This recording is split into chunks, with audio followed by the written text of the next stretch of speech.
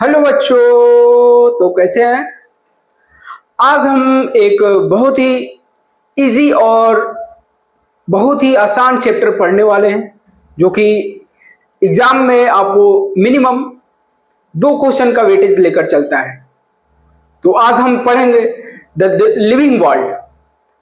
ठीक है, डाइवर्सिटी का ये पहला चैप्टर जो कि हम इसमें बात करेंगे बहुत सारे लिविंग ऑर्गेनिज्म का, और इसमें the Darwin of 20th century स्टर्न मेयर साहब का बात करेंगे।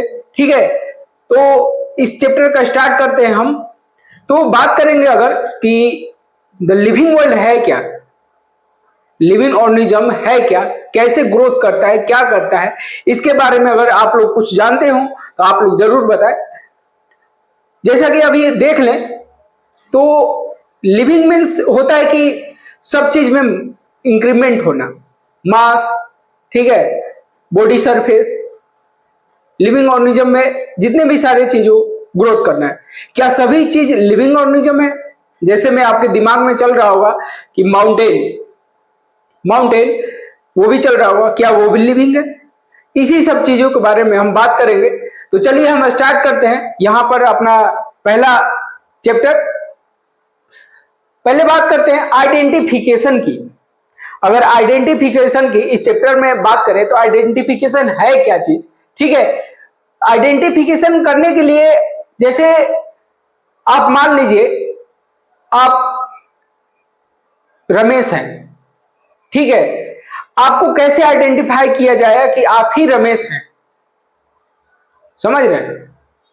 किसी भी चीज को, किसी भी वस्तु को, किसी भी ये क्या है, इसको आइडेंटिफाई करने के लिए हमें इसका क्या नाम दिए हैं? मार्कर दिए हैं।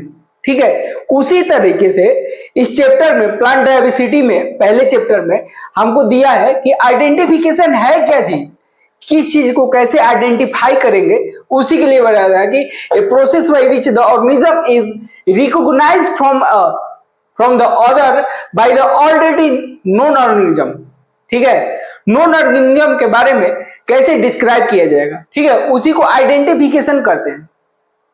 सेकेंड में आते हैं, सेकेंड नंबर में क्या है? नोमेनक्लेचर, नामांकरण। नामांकरण क्या है कि नेमिंग करेंगे ऑर्गेनिज्म का जो कि इंटरनेशनल लेवल पर देखा जाए पूरा वर्ल्ड में उसको एक ही नाम से पुकारा जाता हो। ठीक है, एक ही नाम से, ना कि उसके हमारे जगह दूसरा नाम है। जैसे इसको ही एग्जांपल में लेते हैं, ये मार्कर है, ये पूरी वर्ल्ड में मार्कर के नाम से ही जाना जाता होगा। ये ब्लैक बोर्ड है तो ये ब्लैक बोर्ड के नाम से ही जाना जाता होगा। ठीक है, इसीलिए इसका नोमेनक्लेचर किया गया है कि ताकि कोई भी चीज अगर मांगा जाए किसी से तो एक पार्टिकुलर नाम हो किसी चीज का और सभी जगह उपलब्ध हो उसी नाम से, उसीलिए उसका नाम दिए है नोमेनक्लेचर। ठीक है, थर्ड पॉइंट है हमारा क्लासिफिकेशन। क्लासिफिकेशन, अब नोमेनक्लेचर आइडेंटिफिकेशन तो हम कर दिए कि क्या है, अब उसके बाद हमको देखना होगा कि क्लासिफिकेशन किस क्लास में रखा जाए। क्लासिफिकेशन, ठीक है, ऑर्गेनिज्म को ग्रुप में डिवाइड किया जाएगा।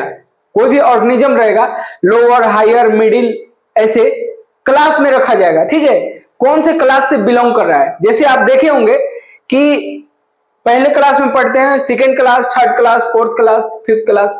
ठीक है, ऐसे क्लास बांटा है। अगर नहीं बांटेंगे, क्लासिफाइड नहीं करेंगे तो कैसे मालूम चलेगा कि ये बच्चा फिफ्थ क्लास का है, ये बच्चा 8th क्लास का है, ये बच्चा 9th क्लास का? कैसे मालूम चलेगा? नहीं मालूम चल पाएगा। इसीलिए उसको क्लासिफाइड किया गया है। ठीक है, ये क्लासिफाइड किया गया। Types of taxonomy. Taxonomy means क्या है कि टैक्सिस मैंने अरेंजमेंट। ठीक है, ये किसने दिया था? अगर सिस्टमेटिक का बात करें, ठीक है, सिस्टमेटिक का बात करें तो लिनियस साहब ने दिया था। किसने दिया था? कार्लोस लिनियस साहब ने गिवन दिया था। ठीक है, वही बात करें सिस्टमेटिक डिराइव कहां से हुआ था? लैटिन वर्ड से हुआ था। कहां से हमारा हुआ था? लैटिन वर्ड से हुआ था। सिस्टमा मीन्स अरेंजमेंट होता है। ठीक है, अरेंजमेंट होता है, उसी से डिराइव किया गया था ये सिस्टमेटिक्स। ठीक है। अगर देखा जाए कि मैक्सिमम डाइवर्सिटी कहां पर होता है, तो मैक्सिमम ट्रॉपिकल रीजन में होता है। ट्रॉपिकल रेन फॉरेस्ट जो होता है वहीं पर सबसे ज्यादा मैक्सिमम डाइवर्सिटी देखा जाता है। अगर बात करें पूरे वर्ल्ड में, पूरी दुनिया में कितने टाइप के स्पेसीज डिस्क्राइब किया गया है या डिस्कवर्ड किया गया है, ठीक है, तो 1.7 टू 1.8 मिलियन अभी तक डिस्क्राइब किया गया है। प्लांट और स्पेसीज के बारे में बात करें तो दोनों कितना अभी तक किया गया है, 1.7 से 1.8 मिलियन किया गया है। तो ये रहा हमारा टेक्सोनोमिक्स। अब बात करेंगे हम बाइनोमियल सिस्टम का, जो कि नोमेनक्लेचर के अंदर में आता है, ठीक है। Binomial nomenclature system, binomial system के बारे में अगर बात करें हम, तो ये किसने दिया था, तो कार्लोस लिनियस साहब ने दिया था। बेटा ये नाम उनका याद रखना है।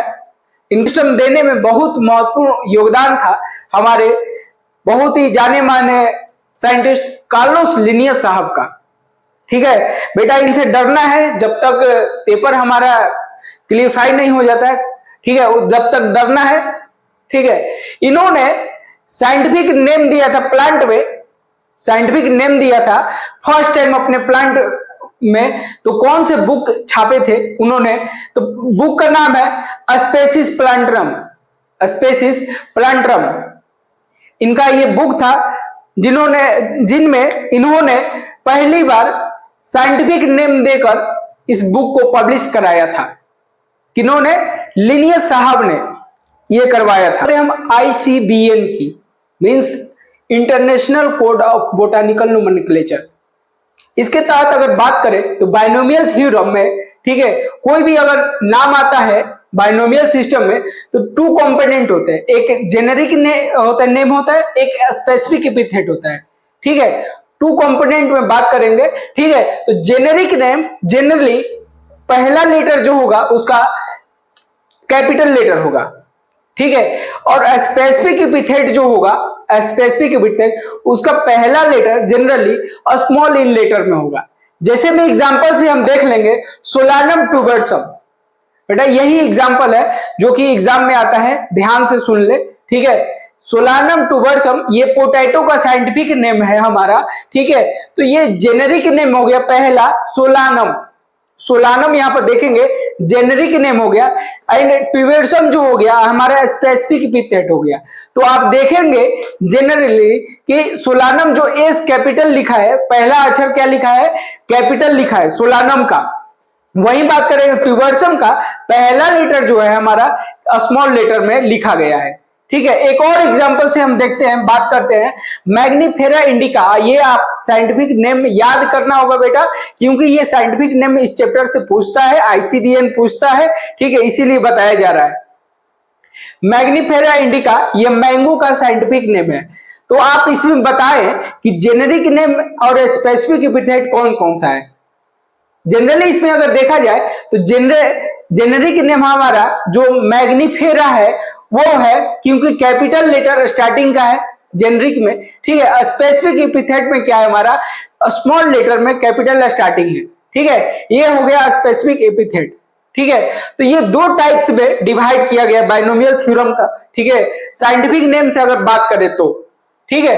अगर हम वही बात करते हैं कि इस वर्ड को अगर साइंटिफिक नेम है तो हैंड राइटिंग से लिखेंगे, तो बच्चे पूछते कि उसको कैसे लिखेंगे, क्या करेंगे उसको, क्या इसी फॉर्मेट में लिखेंगे हम, तो नहीं, इसी फॉर्मेट में नहीं लिखना है।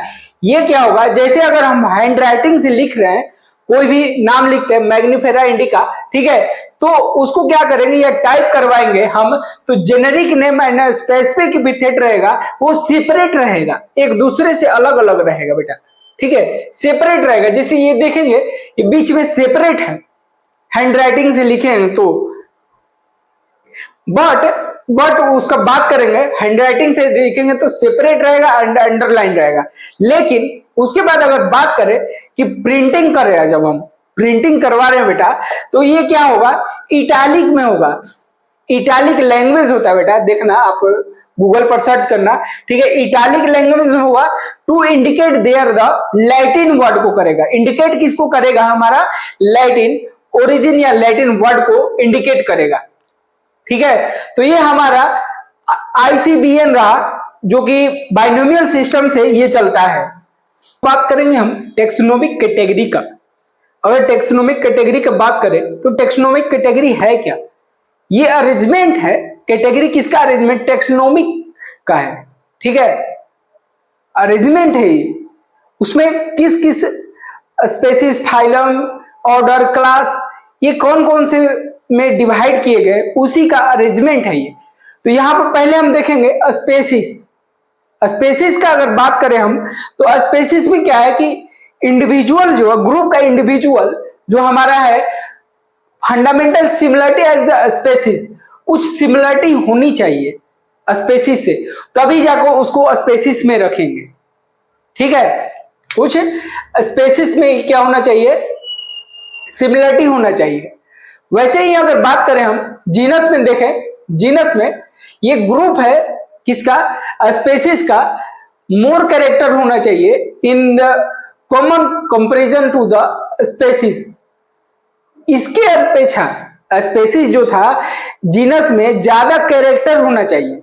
ज्यादा कैरेक्टर होगा तभी हम जीनस में रखेंगे, जीनस के ग्रुप में हम इसको रखेंगे। एग्जाम्पल के तौर पर अगर हम देख ले तो potato and brinjal, potato and brinjal क्या है? टू डिफरेंट स्पेसीज है, दो स्पेसीज अलग है, बट कौन से क्लास से बिलोंग करते हैं? जीनस से बिलोंग करते हैं, तो सोलानम से बिलोंग करते हैं। ये सोलानम से बिलोंग करते हैं, समझ रहे हैं ना? तो इसका क्या है? जीनस सेम है, जीन सेम है as a compare to species, इसीलिए इसको पोटैटो और ब्रिंजल को एक ही में रखा गया है। नेक्स्ट देखेंगे हम फैमिली। जैसे जैसे हम ऊपर की ओर बढ़ते जाएंगे, हिरार्की में ऊपर की ओर बढ़ते जाएंगे, वैसे इसमें सिमिलरिटी बढ़ते जाएगा। ठीक है, जितना ज्यादा सिमिलरिटी बढ़ेगा उतना ज्यादा फायदेमंद रहेगा।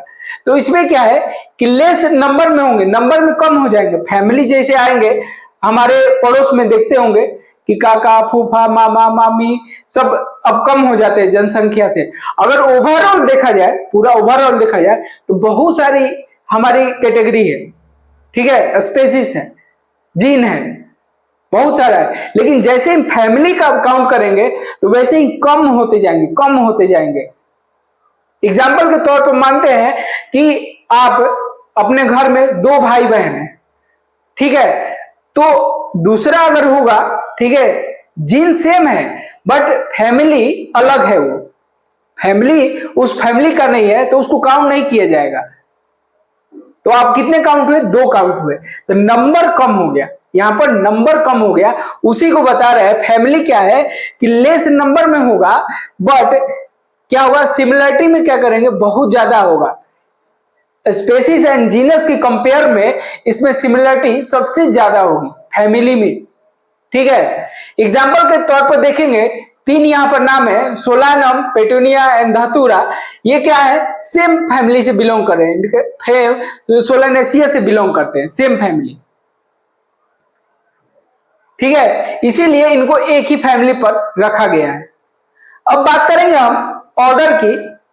ऑर्डर की बात करेंगे बेटा, ध्यान से सुन लेना, ठीक है, क्योंकि यही सब आपको पूछता है। फर्स्ट चैप्टर जो है द लिविंग वर्ड, ये आपको इसी सब से पूछता है। ठीक है, यहां बात करेंगे कि सिमिलरिटी क्या होगा, ठीक है, लेस होगा, कम होगा। सिमिलर कैरेक्टर क्या होगा? कम होगा। कंपेयर किसके डिफरेंस में? जेनेरा, उसके कंपेयर में ये सिमिलरिटी कैरेक्टर कम होगा। वैसे फिर बात करें हम क्लास का, क्लास का अगर बात करें तो ये क्या है? ऑर्डर है, हैविंग सिमिलरिटी देन ऑर्डर। क्या कर रहा है? Related order having less similarity. इसमें क्या होगा बेटा? लेस सिमिलरिटी होगा, कम सिमिलरिटी होगा। सिमिलरिटी इसमें देखने को नहीं मिलेगा, बहुत ही कम मिलेगा। उसको किस में रखेंगे? हम क्लास में रखेंगे। तो ये कुछ टेक्सोनोमिक कैटेगरी है जो कि पूछे जाते हैं। बात करते हैं कि टेक्सोनोमिक कैटेगरी के बाद अब साइंटिस्ट ने सोचा कि टेक्सोनोमिक एड्स भी बनाए जाए, ताकि इन फ्यूचर सब चीज को रिसोर्स करके रखा जाए, देखा जाए, ठीक है। इन फ्यूचर कभी हो सकता है कि कोई भी प्लांट अभी हो और इन फ्यूचर इवोल्यूशन हो जाए उसका, तो उसको कैसे देखा जा सकता है, ठीक है। इन सब चीजों पर रिसर्च करके साइंटिस्ट ने एड्स बनाया उसका, एड्स नहीं बेटा, एड्स, ठीक है, वो ये अलग है। तो इसमें देखा जाए कि रिसोर्स देखा गया, ठीक है। तो हर्बेरियम एक ये म्यूजियम है, ये देखेंगे एक टाइप का म्यूजियम है बेटा। आप हर जगह जाएंगे, कहीं कहीं इंडिया में बहुत जगह पाए जाएंगे म्यूजियम, जैसे अभी भोपाल में भी है, तो वहां पर भी मिलेंगे आपको ड्राई सीट वगैरह। तो हर्बेरियम क्या है कि इसमें प्लांट स्पेसिमेन को रखते हैं, जो भी कोई प्लांट को रिसर्च किया, ठीक है, रिसर्च करने के बाद वो प्लांट इवोल्यूशन हो रहा है, इवोल्यूशन के कगार पर पड़ा हुआ है, ठीक है, इवोल्यूशन होने के कगार पर पड़ा हुआ है, तब उसको इन फ्यूचर हमको देखना है, 10 साल बाद, 20 साल बाद, ठीक है, देखना है। तो उसको कैसे देख सकते हैं, या रिसर्च किए हैं तो उसको कैसे रखेंगे स्टोर करके, इसीलिए उसको उसके लिए हर्बेरियम बताया गया, जो कि ड्राई प्लांट को, ठीक है, ड्राई प्लांट को बेटा, डेड प्लांट को इसमें रखते हैं, इसमें प्रिजर्व कर को रखते हैं। इसका साइज होता है बेटा, याद करना पड़ता है, साइज 11.5 से 16.5 इंच का होता है, 11.5 से 16.5 इंच का होता है बेटा। ये एग्जाम में बहुत बार पूछा है, नीट में आप देखिएगा तो बहुत बार पूछा है, रिपीटेड है ये सब, ये हर वर्ड किसी ना किसी साल में पूछा गया, इसीलिए बताया जाता है। ऐसा नहीं है कि अपने तरफ से बताया जाता है, ठीक है, ऐसा कुछ नहीं है, ये पूछा जाता है, जो क्वेश्चन सेट करते हैं, ठीक है, इस उन लोगों के लिए पूछा जाता है। अब बता दें कि इस बार नीट ने, इस बार एनटीए ने क्या किया है, पेपर मूड ही चेंज कर दिया है। उनका जब मूड करता है, सोते उठते जगते हैं, जब मन करता है जब कुछ भी कर सकते हैं, ठीक है, सरकार उन्हीं के पास है बेटा। आप देखिए उनके हाथ में है तो वो कुछ भी कर सकते हैं, और आप भी जिस दिन बन गए आप भी कुछ कर सकते हैं, ठीक है। अब पेपर ही चेंज कर दिए, उसका मूड ही चेंज कर दिए, बोल रहे हैं कि कोरोना से पहले जैसा पैटर्न होता था एग्जाम का, नीट का, वैसा ही पैटर्न अब इस साल होगा, वैसा ही पैटर्न अब इस बार नीट में होगा बेटा, ठीक है। तो बच्चे बहुत सारे नहीं जान रहे हैं कि कैसा होता था पहले, ठीक है, मे भी हो सकता है कि जो previous year question paper solve करते होंगे वो उन्होंने जाना होगा। तो इस बार क्या किया है एनटीए ने, बोला है कि 180 क्वेश्चन रहेंगे, 45 क्वेश्चन फिजिक्स के, 45 क्वेश्चन केमिस्ट्री एंड 90 क्वेश्चन जो रहेगा बायोलॉजी का रहेगा, जिसमें 45 बायोलॉजी जियोलॉजी एंड 45 बॉटनी रहेगा। तो इतने रहेंगे। अब इसमें आपको इस 180 क्वेश्चन कंपलसरी है, अटेंड करना ही है, 3 घंटे का समय मिला है, ठीक है। तो इसमें ये कर दिया है। अब ज्यादा लड़के सोच रहे हैं कि कैसे हुआ कैसे हुआ, ज्यादा सोचने वाली बात नहीं है बेटा, ठीक है, ज्यादा सोचने वाली बात नहीं है।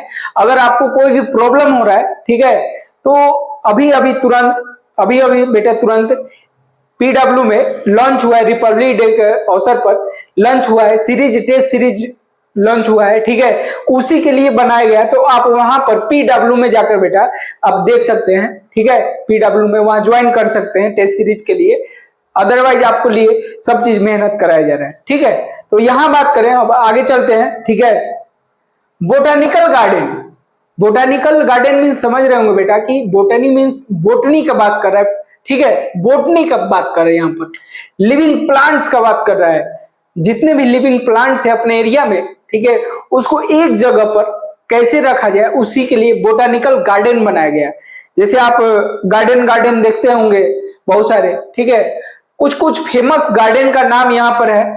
क्यों? इंग्लैंड में पाया जाता है बेटा, ये एग्जाम में आता है, आया है, ये जितने भी गार्डन है सब पूछा गया है, ठीक है, यहां पर हम लिख ही देते हैं। क्यू, जो कि इंग्लैंड में पाया जाता है, इंग्लैंड में है, ठीक है।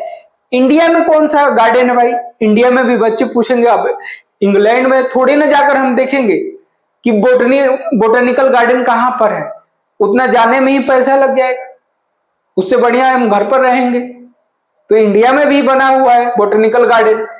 देखेंगे हावड़ा में, हावड़ा बेटा ये हावड़ा कहीं और विदेश में नहीं है, हावड़ा इंडिया में ही है, ठीक है। तो उसका नाम है इंडियन बोटेनिकल गार्डन, उसका नाम है बेटा इंडियन बोटेनिकल गार्डन। ये हावड़ा कोलकाता में मिलेगा आपको बेटा, ठीक है, कोलकाता में जाएंगे तो वहां पर मिलेगा।